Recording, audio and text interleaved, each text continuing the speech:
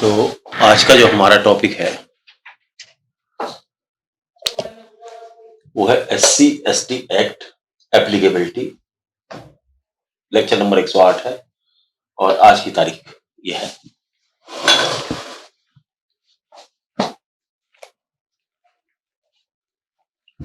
ये एक्ट जो मेरे पास है बेयर एक्ट है किसी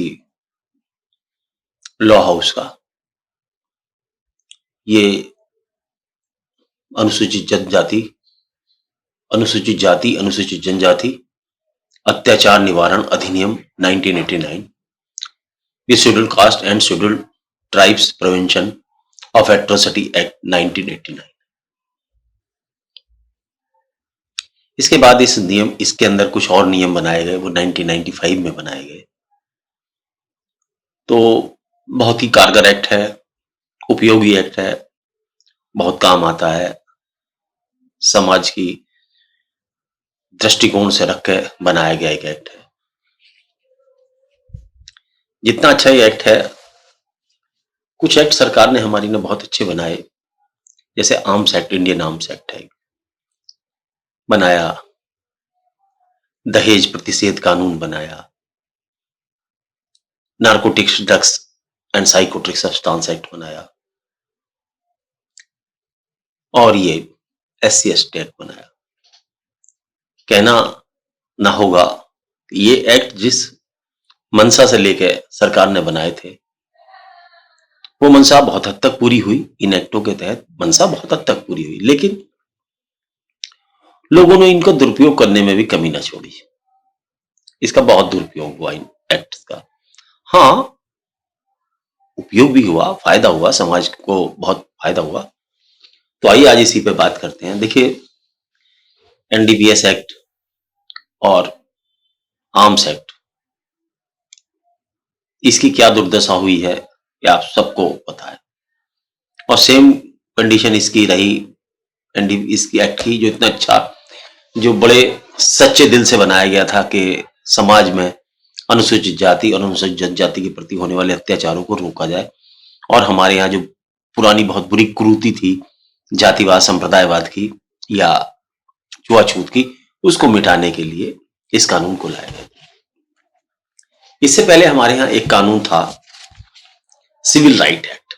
इस कानून से पहले, ये तो शायद 1989 में आया है, लेकिन शायद मुझे याद आता है जैसे 1955 सिविल राइट एक्ट, उसमें जो प्रोविजंस थे, बहुत थोड़ी सजाएं थी, छोटा था, वो शायद समाज में कम पड़ रहा था और उसका इफेक्ट ज्यादा नहीं आ रहा था। वो भी सिविल राइट्स के बारे में बात करता था कि हर आदमी किसी भी रेस्टोरेंट में जा सकता है, वहां खा सकता है, वहां बैठ सकता है, उठ सकता है, इस तरीके की बातें। वो एक्ट ताकि छुआछूत ना फैले उसे रोकने के लिए वो बात करता था। तो आज हम जो है इसकी स्टडी करेंगे SC/ST एक्ट की, और इस पर आज प्रकाश डालेंगे SC/ST एक्ट पर। सबसे पहले मेरा पढ़ाने का मारूजा ये है कि देखो, सबसे बड़ी बात ये क्या है कि पहले मैं आपको किताब देखना सिखाऊं, एक्ट को देखें कैसे, एक्ट को आप देखें कैसे। जैसे मैंने ये एक्ट ले लिया, उठा लिया, किस कंपनी का नहीं बताऊंगा, ये मैं बताता ही नहीं, मैं कंपनी नहीं बताता। देखिए, सबसे पहले तो आप वो SC/ST एक्ट में ये पता होना चाहिए कि कौन कौन सी बिरादरियां, कौन कौन सी जातियां SC होती है और कौन कौन सी ST होती है। तो जब ये जैसी एक्ट खत्म होता है तो उसके अंदर एक लिस्ट दी हुई है, देख लें आप, एक्ट में होगी, हर एक्ट में मिलेगी आपको ये लिस्ट, देखें आप।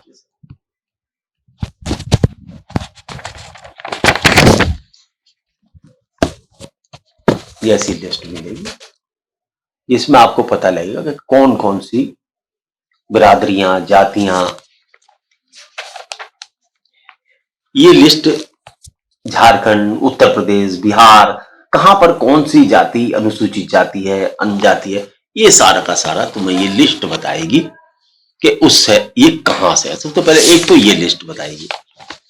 दूसरा, इसमें ये और बताता हूं कि आपको इसमें जैसी एक्ट खत्म होता है उसी के आसपास एक ये अनुसूची 1 दी गई है। इसके अंदर ये बताया गया कि कौन कौन से अपराध हैं और अगर किसी अनुसूचित जाति के खिलाफ कोई बात हो जाती है तो उनको कितनी कितनी राशि, कितना कितना धन बतौर कॉम्पनसेशन मिल सकता है।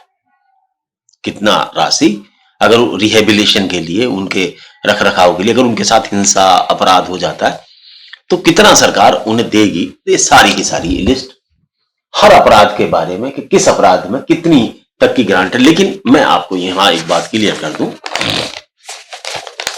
ये जो धाराएं हैं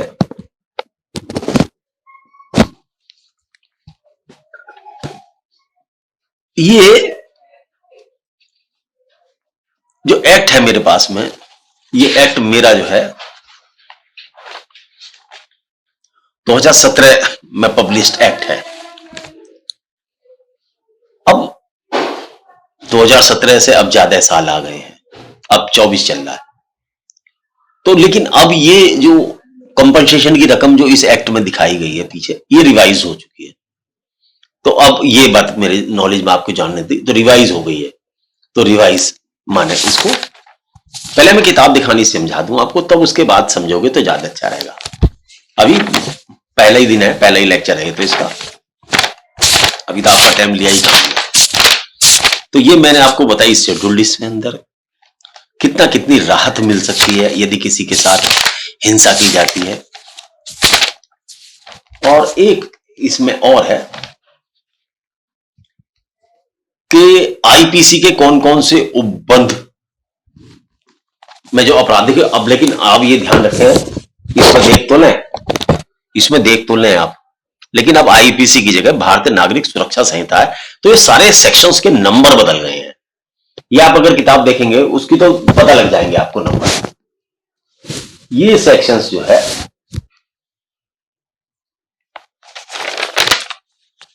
ये आईपीसी के सेक्शन भी, इनका भी कोई जो शेड्यूल्ड है ये दिए गए कुछ सेक्शंस में इनका जिक्र आया है। सेक्शन 3 सबसेक्शन 2 के पैरा 5 के में, तो वहां ऐसे व्यक्तियों की संपत्ति भी जब्त कर ली जाएगी जो व्यक्ति इस तरीके के अपराध किसी एससी, पैरा पूरा बता दूं, अनुसूचित जाति, एससी, शेड्यूल कास्ट और शेड्यूल, ये दोनों चीजें अलग अलग है।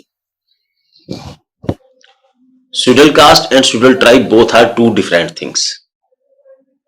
Schedule caste and schedule tribes are two different thing. Schedule caste और होती है, शेड्यूल ट्राइब्स और होते हैं। तो ट्राइब से मतलब जनजातियों से है और कास्ट से मतलब ये बरादरी सिस्टम, जैसे हमारे सबके सामने टाइटल लगे होते हैं, किसी के तोमर, किसी के पंडित, किसी के वो, किसी के जाटव, किसी के तुराहा, या जो भी मतलब इस तरीके के लगाते हैं।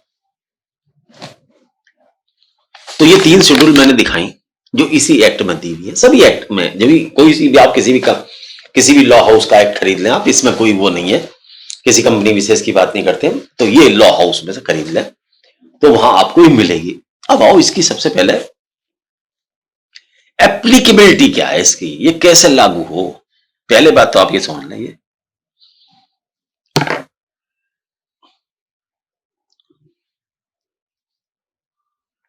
कि इसका जो उद्देश्य है, चलो मैं शुरू से अपना स्टार्ट करता हूं जरा सा।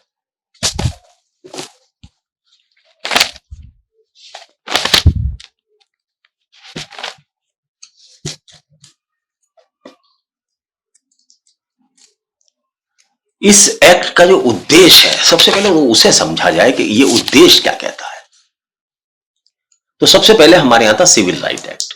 सिविल राइट एक्ट के प्रोविजंस तो जो थे, सजाए कम होने के कारण से और अपराध नहीं रुक रहे थे, वो 1955 का शायद एक्ट है जहां तक है एक्ट था, तो उसके ना रुकने से सरकार ने ये नया कानून 89 में राइट और फिर इसको 95 में फिर रिवाइज किया। उसके बाद भी रिवाइज किया होगा, वो लेटेस्ट मेरे पास वर्जन नहीं है, मेरे पास ये पुराना एक्ट पड़ा था जो अभी भी एप्लीकेबल है। ऐसी कुछ बात नहीं है कि इसमें एप्लीकेबल नहीं है या खराब हो गया है, ऐसा कुछ नहीं। कुछ ऐसे लेटेस्ट में थोड़े नए कुछ अमेंडमेंट मिल जाते हैं, वो भी बताएंगे अभी मंगाकर। तो इसके लिए ये स्पेशल वो बनाई गई और स्पेशल कोर्टों में इनका ट्रायल किया गया। अब इस केस के जो मुकदमा है, जो स्पेशल जज बैठा ले जाते हैं, उनमें सेशन जज ले के अधिकारी, सिविल जज की योग्यता वाले व्यक्ति उसमें न्याय करते हैं। इस एक्ट का के फायदे बहुत हुए हैं, लेकिन कुछ लोग इसका दुरुपयोग करने से भी चूके नहीं है। उन्होंने अपनी रंजिशें की पूर्ति करने के लिए भी इस एक्ट को दुरुपयोग किया है। इसी एक्ट को दुरुपयोग करने के कारण हाई कोर्ट और सुप्रीम कोर्ट को समय समय पर इसमें देने वाली सजाओं में लॉ का इंटरप्रिटेशन करा। तो मैं इसमें अपराध बताने से पहले ये इंटरप्रिटेशन बताऊंगा आपको कि लॉ के क्या क्या इंटरप्रिटेशन है। आगे चलते हैं इसके। वास्तव में इस के उद्देश्य समाज में से छुआछूत जैसी कुरीतियों को समाप्त कर समाज को जोड़ना तथा अनुसूचित जनजाति के सदस्यों के साथ होने वाले दमन को रोकना था। बहुत हद तक इस एक्ट ने सफलता पाई है तथा कुछ और समाज से कुरीतियों को बहुत हद तक दूर भी किया है। इसमें कोई शक नहीं है कि इसकी उपयोगिता कम हो गई है, लेकिन लोगों ने उसका दुरुपयोग करने में भी कमी ना करी। झगड़ा कुछ और है, बनाया कुछ और है। झगड़ा आपस में मारपीट का है, वह उसको रंगत दे दी इसकी। यह समझने की कोशिश नहीं करी कि इन एक्टों का दुरुपयोग नहीं होना चाहिए। ये समाज की किस मान्यताओं को लेकर बनाए गए, इनका उद्देश्य क्या है। ये एक्ट बड़े पवित्र एक्ट हैं। ये इसलिए बनाए गए थे कि समाज में जो भ्रांतियां और आपस में रंजिश को दूर किया जा सके, लेकिन कुछ लोगों ने इसका दुरुपयोग किया है। चलो, जिन्होंने किया उनका अपना कर्म है, और इसी के कारण से इसकी महत्ता कम हुई एक्ट की। कानून तो कोर्ट ने तो हमारे लेजिस्लेशन ने, कानून निर्माताओं ने तो बहुत अच्छे हद तक इसे बहुत प्रोटेक्टिव बनाने की कोशिश की। तो आइए चलिए जरा समझते हैं। हमारे यहां सबसे ज्यादा अनुसूचित जातियां उत्तर प्रदेश में पाई जाती हैं, 66 है। छत्तीसगढ़ में 44, मध्य प्रदेश में 48, राजस्थान में 59 और उत्तराखंड में 65 अनुसूचित जातियां। लोगों को बड़ा भ्रम है कि सिर्फ उन्हीं की जाति अनुसूचित जाति है, वही केस सबसे ज्यादा दर्ज कराते फिरते हैं लोग। कहना ऐसा नहीं है। आइए एक बार जरा उन जातियों का देखा जाए कि वो कौन कौन सी हैं, जो हमें भी नहीं पता आज तक। जातियों का ही नहीं पता भाई साहब, हमें ही नहीं पता कि ये बिरादरी भी अनुसूचित जाति होती है। और बताओ, ऐसे में जब जिसे पता ही नहीं है, देखो, आप किसी के जाति सूचक शब्द कह के बेइज्जती तो तब करोगे जब तुम्हें पता हो कि इसकी जाति अनुसूचित है। अगर तुम्हें यही नहीं पता कि वो अनुसूचित जाति का है, तो तुम क्या बेइज्जती करोगे? या जो बेइज्जती करोगे तो अपराध कैसे बनेगा? तो पहली प्री कंडीशन तो इस एक्ट की यही है कि आपको दूसरे व्यक्ति की जाति का पता होना चाहिए। अगर यही नहीं पता तो फिर काहे की बेइज्जती है भाई? देखिए कौन कौन सी जातियां, जरा सा देखिए। अगरिया, बदिक, बादी, बहेलिया, पता ही नहीं था हमें तो, बेंगा, बैसवार, बजनिया, बाजगी, बलहार, बलई, बाल्मीकि, बंगाली, बनमानुस, बांसफोड़, बरवार, बसोड़, बवरिया, बेलदार, बेरिया, भंतु, भुइया, भुइयार, बोहिरा, चमार, घुसिया, झुसिया, जाटव। एक बात याद रखें, यहां जो शब्द एक्ट में लिखे गए हैं वही बोलने की कोशिश की जाएगी। इससे कोई आदमी ये ना सोचे कि ये किसी का सम्मान को ठेस पहुंचाने के लिए। अगर वो शब्द नहीं बोले जाएंगे तो फिर आप इस एक्ट को समझ भी नहीं पाएंगे। एक्ट को समझाने के लिए उन शब्दों का वैसा ही प्रयोग किया जाएगा जैसा इसमें लिखा है।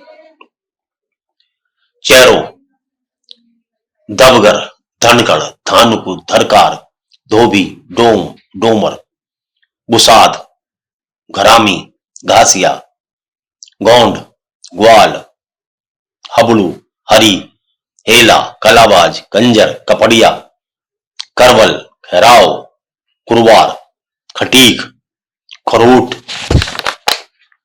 ईल, कोरी, कोरवा, लाल बेगी, मझवार, मजबी, मूसर, नट, पंखा, पहाड़िया, पासी, पतरी, रावत, सहराया, सिनोरिया, सांसिया, शिल्पकार, तुराहा।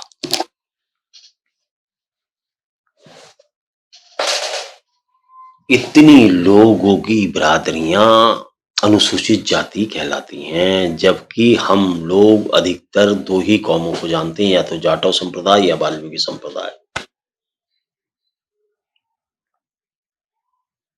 इसके अलावा ये पता ही नहीं कि ये भी बिरादरियां हैं। अब देखिए, यही सुप्रीम कोर्ट और हाई कोर्ट आगे बताएंगी, मैं आपको बताऊंगा। देखो ये, अच्छा ये और बताता चलूं, यहां हर स्टेट में ये अलग अलग है, हर स्टेट में ये बिरादरियां अलग अलग हैं, कुछ में ये नहीं है ऐसी और कुछ में है। लेकिन मैं समझता हूं कि जहां वो बिरादरी नहीं होगी, इसीलिए उसको एक्ट से हटाया गया, क्योंकि वह बिरादरी कम होगी, वो या जहां ज्यादा होगी वहां तो है ही। तो ये दो बिरादरियां का जिक्र है, लेकिन एक्ट में अलग अलग अलग सब में कम या बढ़ती करके दी गई हैं। लेकिन कुछ बिरादरी कॉमन है जो सब में पाई जाती है, सब मतलब सारे स्टेट्स में इनका जिक्र है। तो ये मैंने आपको 66 यूपी की बताई है। इसके अलावा उत्तराखंड में भी हैं, दिल्ली में भी हैं, दिल्ली में बहुत सारी बिरादरियां। चलिए सर, हम इसमें नहीं जाते, तो हमारा सिर्फ समझाने का उद्देश्य था आपको। कुछ जगह और नामों से भी हैं, जैसे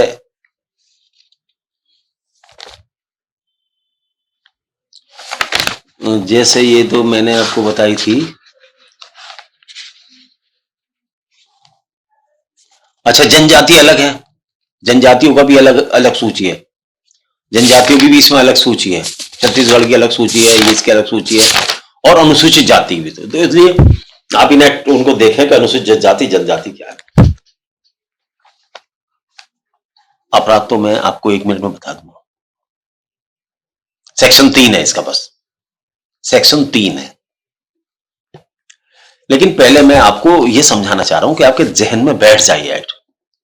इसमें कोर्ट्स की क्या राय है, सुप्रीम कोर्ट क्या कहती है, हाई कोर्ट क्या कहती है, और इसके नियम क्या है। अपराध तो आप भी पढ़ लोगे, मैं भी पढ़ लूंगा, नियम बताऊं पहले मैं, नियम आपको क्या है जरा समझे।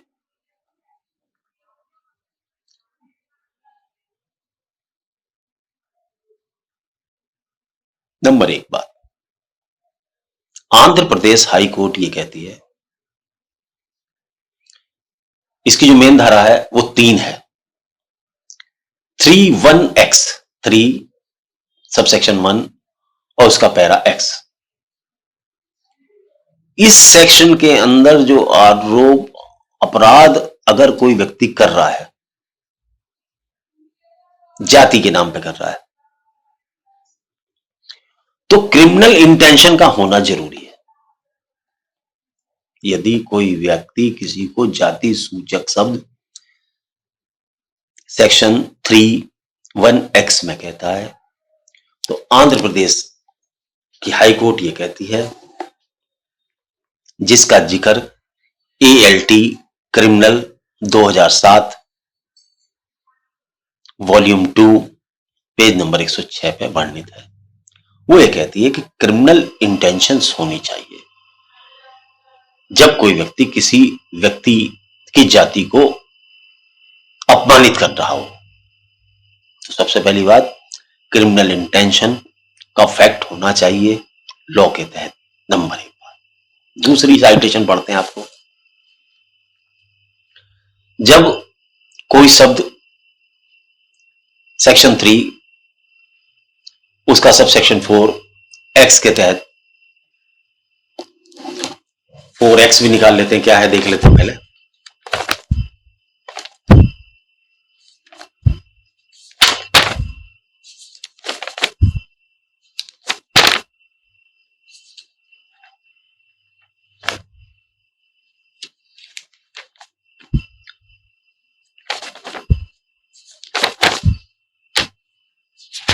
फोर तो नहीं हो सकता, ये 3X ही होगा, ये इसके लिखने में गलती है।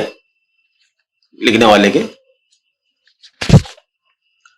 इसमें तो कैलकुलेशन है ही नहीं, या कहीं तो ये x वाला ही सेक्शन समझो, 3x वाला जो है 1x ही हो गई। वचन के माध्यम से अर्थात शब्दों के माध्यम से जब इस तरीके की बेइज्जती की जाती है, सबसे पहली बात तो इसकी होती है, जो बेइज्जती कर रहा है अर्थात जो अपमान कर रहा है उसका जाति SC और ST नहीं होनी चाहिए। अर्थात वही व्यक्ति इस केस में अभियुक्त बनाया जा सकता है जो कि SC ST ना हो। अगर एक SC SC को गाली देता है या ST SC को गाली देता है या उसका अपमान करता है, सड़क पे कहता है कि तू गंदा है, नीच है, फलाना है, दिमागा है, तो ये ना माना जाएगा कि वो इस सेक्शन के तहत अपराध करता है। कहने का मारूजा ये है कि इसमें एक पार्टी तो SC होनी चाहिए, शेड्यूल कास्ट होनी चाहिए, और दूसरी पार्टी SC नहीं होनी चाहिए जो इस अपराध को कर रही है, तभी यह एक्ट एप्लीकेबल होगा। तो मेरे इस एक्ट का नाम, मेरा जो नाम इसका जो बता रहा हूं मैं, एप्लीकेबिलिटी ही समझा रहा हूं आपको कि किसी केस में सजा होगी कब। पहले ये तो पता लगे कि एप्लीकेबिलिटी कहां है। आदमी FIR दर्ज कराता है, उसे पता ही नहीं ये लागू हो भी रहा है नहीं हो रहा है। एप्लीकेबिलिटी सबसे बड़ी बात है।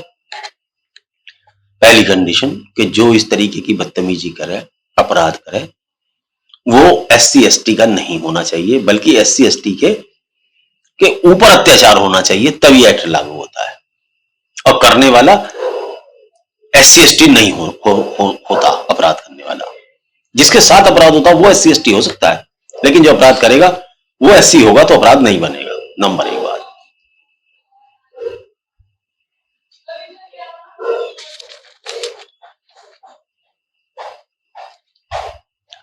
जिसके साथ ये अत्याचार हो रहा है वो SC होना चाहिए या ST होना चाहिए, तथा उसके पास प्रमाण पत्र भी होना चाहिए SC का। मान लो किसी आदमी को तो झगड़ा हो गया, अब वो कह रहा जी मैं तो SC हूं। नहीं भाई नहीं, लेकिन मैंने प्रमाण पत्र बनवाया नहीं। भाई बनवाया नहीं बनवाया ये प्रश्न नहीं है। तुम इस एक्ट को अगर यूज करोगे तो तुम्हें प्रमाण पत्र देना पड़ेगा। कैसे पता लगेगा आप SC हो? माथे पे किसी के लिखा, इंसान तो भगवान ने सारे एक से बना के भेजे ना। आप यदि बेनिफिट लेना चाहते हैं इस एक्ट का, आप चाहते हैं कि ये बात सोच के उसने आपके साथ अत्याचार किया, तो आपके पास प्रमाण पत्र होना चाहिए। बिना प्रमाण पत्र सरकारी के मैं नहीं मानता कि बनता होगा, इसलिए प्रमाण पत्र जरूरी है, एविडेंस जरूरी है ना इस बात की। तो इसकी एप्लीकेबिलिटी के लिए आपके पास इस बात का प्रमाण पत्र होना चाहिए कि जो आदमी मुकदमा लिखा रहा है वो SC है। और प्रमाण पत्र नकली नहीं होना चाहिए। नकली होने पर इससे भी ज्यादा सजा, जितनी सजा इसमें उससे ज्यादा नकली होने पर सजा। भाई साहब आगे बताता हूं, इस बातों को ध्यान रख लें मेरी बात को।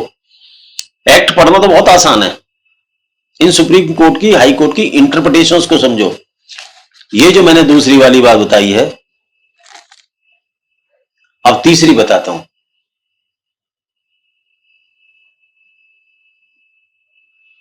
जो व्यक्ति अपमान कर रहा है या जिसका उद्देश्य अपमान करने का है, उसे पता भी होना चाहिए कि दूसरा व्यक्ति SC है, शेड्यूल कास्ट है या शेड्यूल कास्ट बिरादरी का है।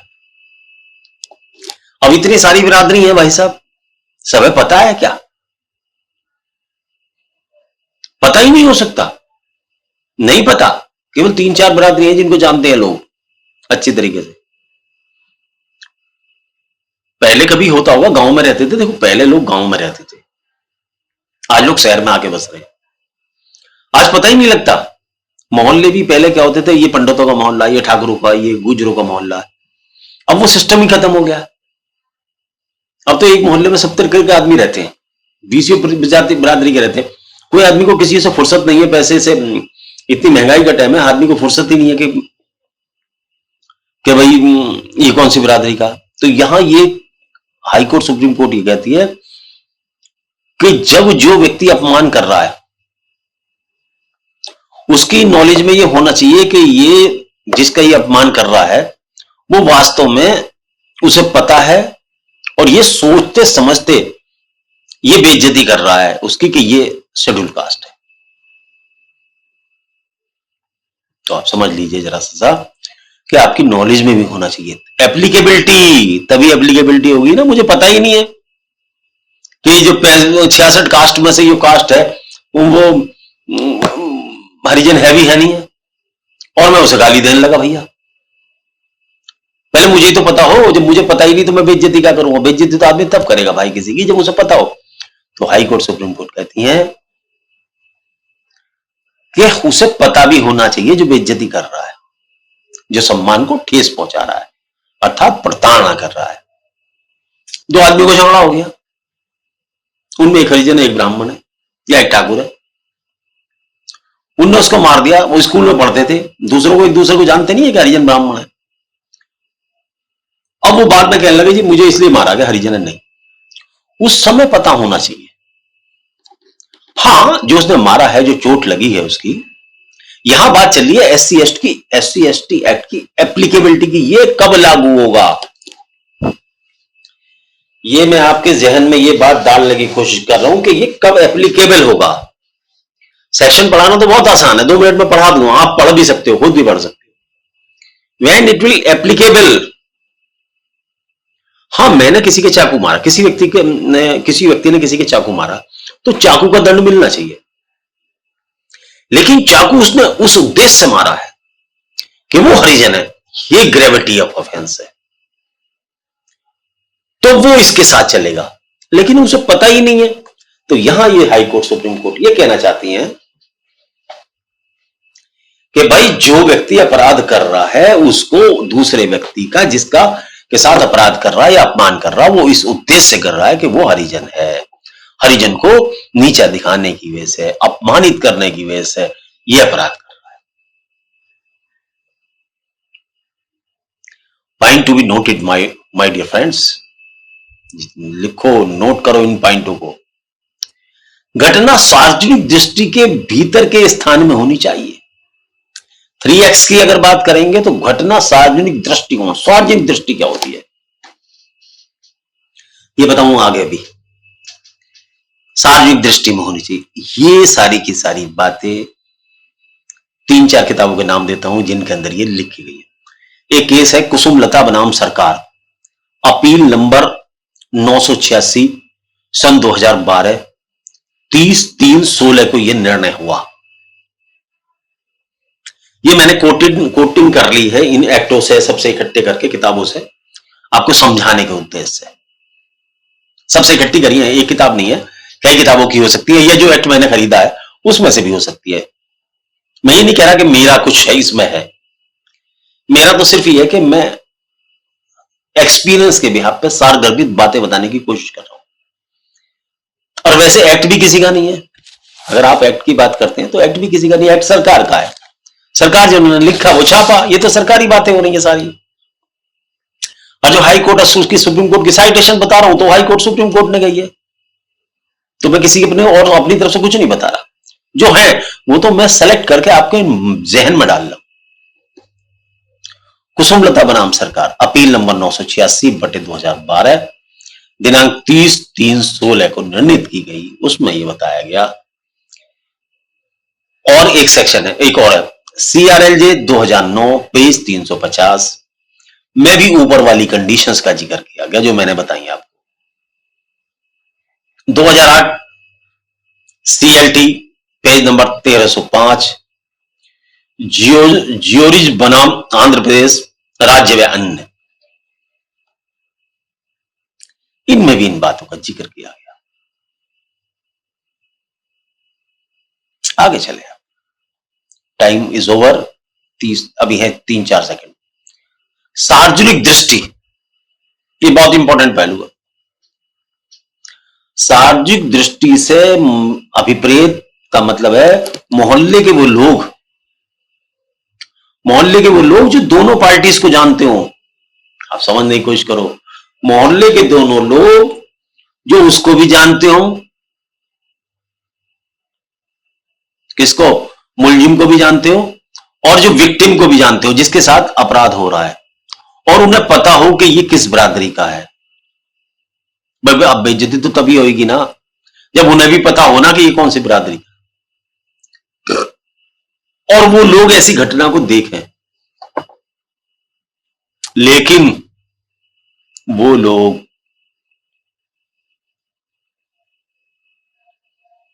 रिश्तेदार नहीं होने चाहिए किसके, विक्टिम के, दोस्त नहीं होने चाहिए विक्टिम के। यदि वे विक्टिम के ही दोस्त हैं, विक्टिम के रिश्तेदार हैं, तो आप भूल जाइए अपराध के बारे में। उपस्थित सार्वजनिक व्यक्तियों को स्वतंत्र तथा निष्पक्ष होना चाहिए। जो व्यक्ति वहां मौजूद हैं, जो घटना को देख रहे हैं, वो स्वतंत्र और निष्पक्ष होने चाहिए तथा उन्हें किसी पक्षकार से संबंधित नहीं होना चाहिए। यदि ऐसा है तो धारा 3(1) का ऑफेंस नहीं बनता। ये कौन कह रहे हैं जनाब, ये कौन कह रहा है जनाब, ये भी देख लो आप। 2008 volume 4 RCA criminal 74 supreme court of India कह रही है ये, मैं नहीं कह रहा, आदरणीय सुप्रीम कोर्ट ऑफ इंडिया कहती है ये बात। आदरणीय सुप्रीम कोर्ट ऑफ इंडिया कह रही है बात, मेरी बात नहीं है। इस केस में कंप्रोमाइज नहीं हो सकता है, ये भी आप ध्यान रखें। इन केसेस में कंप्रोमाइज नहीं हो सकता है। जो एक एक बात है दोबारा नहीं आने की, सुन लो, काम आएगी। इन केसेस में कंप्रोमाइज नहीं हो सकता है, ये कहता है गिरधारी लाल बनाम छत्तीसगढ़ राज्य 2014 वॉल्यूम 4 CGL, सॉरी गड़बड़, GLJ पेज नंबर 56 561 छत्तीसगढ़ राज्य की 2014 की CJL है या GLG, कई बार किताबें लिखने में गड़बड़ हो जाती है। तो ये कहती है कि not compoundable, offence is not compoundable, you can not after registration of FIR you can not compromise in this case. This serious act है। चलो अब यहीं करता हूं, नमस्ते, ज्यादा लंबा लेक्चर हो गया, 33 मिनट का हो गया, नमस्कार।